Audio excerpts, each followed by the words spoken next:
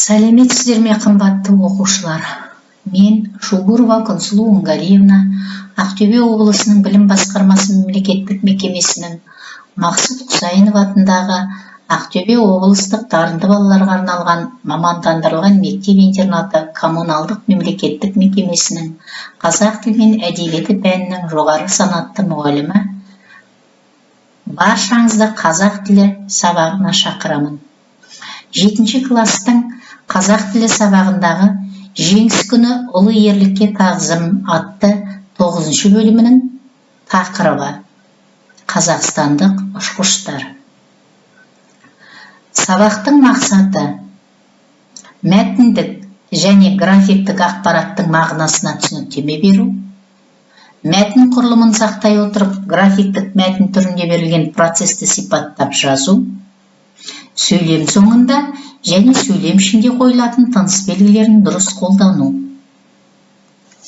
Сабақ тақырыбына орай сіздерге ұшқыш мамандығы туралы аз ғана ақпарат беріп өтейін. Ұшқыш негізінен әскери авиатор болып табылады. Азаматтық авиаторларды пилот деп атайды. Бұдан басқа эксперименттік авиация, яғни әуе кемесінің модельдерін сынайтын ұшқыштар категориясы бар. Ұшқыштар құрамы командир, бірінші пилот, екінші пилот, штурман және тағы басқалардан тұрады. Командир ұшақты басқарады, ұшу қону туралы және қиын жағдайларда экипаждың әрекеті туралы шешім қабылдайды. Әуе диспетчерінің рұқсатын алып, бірінші пилот ұшып қону жолағында ұшақты жүргізеді. Әуе кемесін дұрыс және қауіпсіз басқару үшін диспетчер хабарламаларының, аспаптар көрсеткіштерінің және ұшу сезімінің көмегі зор. Ұшқыш міндеттері: ұшу аппаратын кәсіби басқару, қауіпсіздік ережелеріне сәйкес жұмысты ұйымдастыру, метеорологиялық жағдайды талдау, алынған деректерге байланысты шешім қабылдау, ұшу алдында әуе кемесінің күйін қадағалау.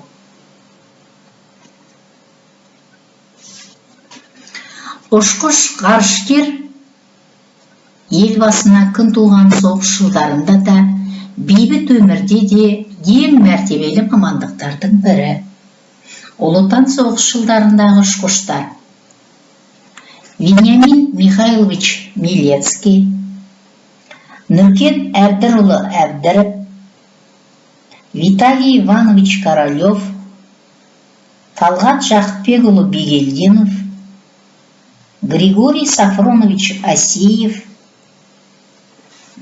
Евдоким Константинович Москов, Федор Анисимович Шатров, Василий Прокофьевич Синчук, Вячеслав Александрович Медноногов, тағы басқалар.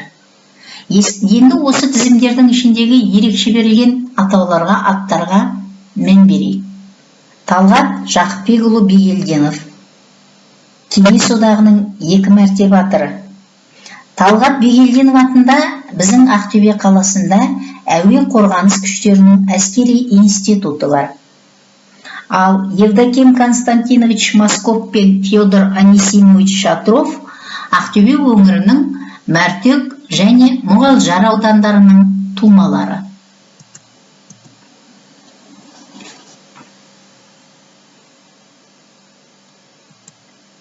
Тәуелсіз Қазақстанның ұшқыш ғарышкерлеріне тоқталып өтсек: Тоқтар Оңғарбайұлы Әубәкіров, Талғат Аманкелдіұлы Мұсабаев, Айдын Ақанұлы Айымбетов, Айбол Әнуарұлы Бекмұхамбетов, Алмаз Тоқпақбаев, Руслан Аюпов, Талғат Ахметов, Сержан Игіліков, Бердіхан Агмуров, Тимур Машуров, Арман Дүнсебаев, тағы басқалар. Бұл тізімдердің алғашқы 3-еуі Қазақстанның тәуелсіздігі жолындағы тарихында ерекше аталатын есімдер. Тоқтар Оңғарбайұлы Әубәкіров Қазақтан шыққан тұңғыш ғарышкер, ұшқыш, Кеңес одағының батыры, Қазақстан Республикасының халық қаһарманы, техника ғылымының докторы, профессор, Қорқыт Ата атындағы Қызылорда мемлекеттік университетінің құрметті профессоры. Талғат Амангелдіұлы Мұсабаев қазақтың екінші, ал әлемнің 309-шы ғарышкері, техника ғылымдарының докторы, авиация генерал-лейтенанты. Айдын Аханұлы Айымбетов Алматы облысы Талдықорған қаласының тумасы, Қазақстан ғарышкері, халық қаһарманы.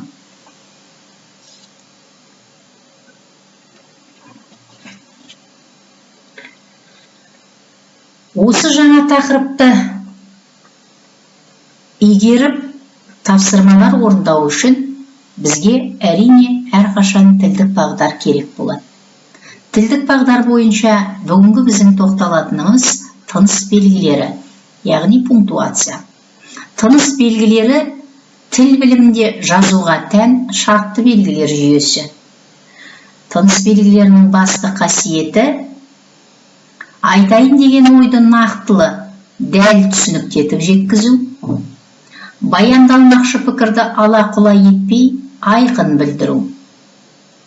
Ал қосымша қасиеті сөз тіркесімен сөйлемдерді айтқанда немесе оқығанда тілде байқалатын кідірісті білдіру, дауыстан тарылатын әркелкі құбылысты білдіру. Жазба тілде болсын, сондай-ақ ауызекі тілде болсын, тыныс белгілерін дұрыс қолдана білудің үлкен мәні бар. Тыныс белгілері мүлде қойылмаған немесе дұрыс қойылмаған мәтіндегі сөйлемді түсініктетіп оқу да, мағынасын түсіне білу де қиын. Тыныс белгілері дұрыс қойылмайтын сөйлемдерде ой күңгірттеніп, екіұшты болып, тіпті сөйлем құрамындағы сөздер синтаксистік қызметі жағынан өзгеріске түсуі мүмкін. Мысалы, бұл келген сол Есіл бойындағы Қарасарт ауылының жиені Жүсіп баласы Қожаш. Бұл сөйлемде сызықша қойылмаса, келген сөзі бастауыш қызметін емес, өзге мүше қызметін атқарып, сөйлемде берілетін ойға нұқсан келер еді.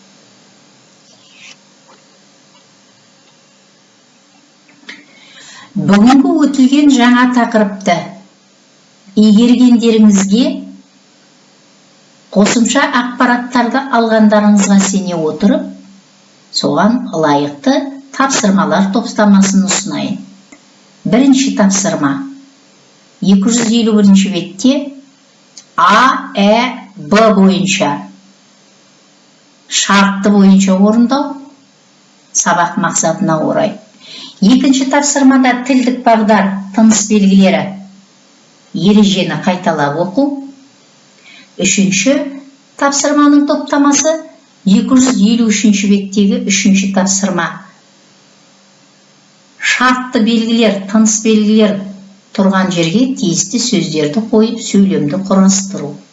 Ал төртінші тапсырма әдеттегідей жаңа сабақтан алған білім мен білік дағдыңды пайдалана отырып, әдеби эссе жазу. Ұсынылған сілтеме бойынша тыныс белгілерді ретімен қолданып, тақырыпқа сай эссе жазып шығу. Бұл әрине өз қалауыңызбен орындалатын жұмыс. Тәуелсіз Қазақстанның ұшқыштары, соғыс жылдарындағы ұшқыштар туралы, сонымен қатар тілдік бағдар, тыныс белгілер туралы бекіту сұрақтары. Қалай ойлайсың? Ұшқыш болу үшін қандай талапқа сай болу керек? Қазақстандық ұшқыштардың қандай ерліктерін білесіздер? Тыныс белгілерінің қандай қасиеттері бар? Осы бекіту сұрақтарына жауап бере отырып, бүгінгі жаңа тақырыптан өздеріңізге жаңа дағды, білім мен білік алдыңыздар деген есептемін. Олай болатын болса, келесі сабаққа кездескенше назарларыңызға рахмет.